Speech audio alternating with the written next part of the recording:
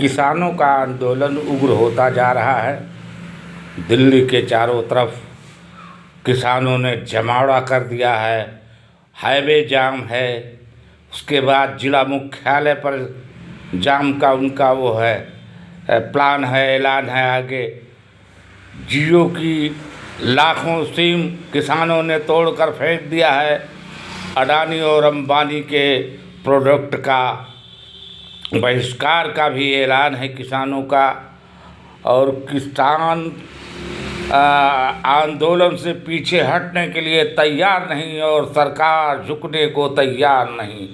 सरकार ने कहा है कि हम अब वो संशोधन कर सकते हैं तीनों नियम में, लेकिन तीनों कानून को किसान मानने के लिए तैयार नहीं। किसानों ने सीधे कह दिया है कि उसको तत्काल वापस लिया जाए, इससे नीचे हम बात करने पर तैयार नहीं हैं। और सरकार वापस लेने को तैयार नहीं। स्थिति बड़ी ख़राब होने जा रही है। देश की आर्थिक स्थिति और इससे आर्थिक व्यवस्था चरमरा जाएगी। महामारी में आर्थिक व्यवस्था चरमरा चुकी है, इससे भी चरमराने की आशंका जताई जा रही है।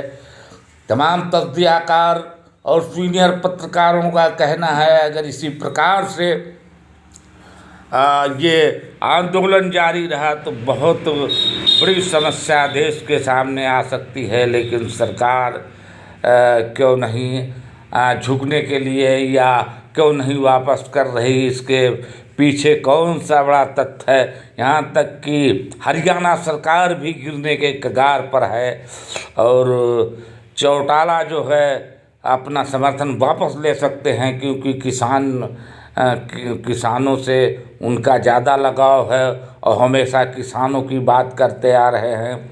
इसी प्रकार राजस्थान, मध्य प्रदेश या उत्तर प्रदेश में भी किसानों का आंदोलन रेस पकड़ता जा रहा है और सरकार जो है ढीली नहीं बल्कि सरकार भी अपनी जगह पर अडिग है कि हम कानून को वापस नहीं लेंगे। वहीं सरकार ने कहा है कि जो बिजली विद्युत बिल हम लाने जा रहे हैं उसको वापस ले रहे हैं और विद्युत बिल कैंसिल किया जाता है, जिसमें कि दीवानी टर्मिनल को दीवानी पावर डेलीगेट हो रहा था, तो उससे किसानों को भी बड़ी परेशानी और बढ़ जाती कि वसूली के लिए उनके टर्मिनल को पावर होता और वसूली सख्ती से होती। आज विद्युत पर आधारित है किसानों की उपज का वो, क्योंकि डीजल इतना महंगा है तो विद्युत से ही सिंचाई का ज़्यादा से ज़्यादा काम चलता है। और ये भी है कि विद्युत चोरी बड़ी तेज़ी के साथ लोग कर रहे हैं। आज कनेक्शन नहीं किसी के पास है, टिल्लू पंप चला कर लोग कर रहे हैं, लेकिन किसान जाए तो कहाँ जाए। किसान की आमदनी इतनी कम है कि किसान अगर विद्युत से, बिजली से, पानी की सिंचाई करके धान पैदा कर रहा है तब भी उसका धान जो है 1100, 900, 1000 में बनिया खरीदते हैं। तो किस प्रकार वो किसान विद्युत बिल भर के और अपनी उपज से अपनी अगली खेती कर सकता है। किसान के सामने भी बहुत बड़ी समस्या है। और कृषि प्रधान देश है, इसलिए कृषि नीति अलग से, कृषि आयोग अलग से, कृषि के लिए नीति अलग से बनाई जाए और किसानों के की व्यवस्था सुदृढ़ की जाए, किसानों को आत्मनिर्भर बनाया जाए और किसानों के साथ हर तरह की रियायत की जाए। लेकिन अब देखिए अन्नदाता इस तीनों कानून को लेकर किस प्रकार से डटा हुआ है, लेकिन सरकार संशोधन को तैयार है, वापस लेने को तैयार नहीं है। ये भी एक सवाल है कि इतनी बड़ी आंदोलन हो रहा है, उसमें देखिए 23 राजनीतिक पार्टियां भी साथ में आ गई हैं किसानों के, और जनता भी किसानों के पक्ष में खड़ी है। लेकिन कुछ खबर ये भी आ रही है कि खालिस्तान के झंडे, पाकिस्तान के नारे किसान रैलियों में, किसान आंदोलन में लग रहे हैं, तो ये गलत है और निराधार है। और इसको कतई नहीं किसानों को चाहिए कि ऐसे लोगों को तत्काल अपने आंदोलन से बाहर कर दें। जो देश हित में ना हो, देश की भक्ति को कलंकित करता हो, उन लोगों को कभी साथ में लेकर आंदोलन में रहने नहीं दिया जाना चाहिए। ये किसानों को सोचना चाहिए।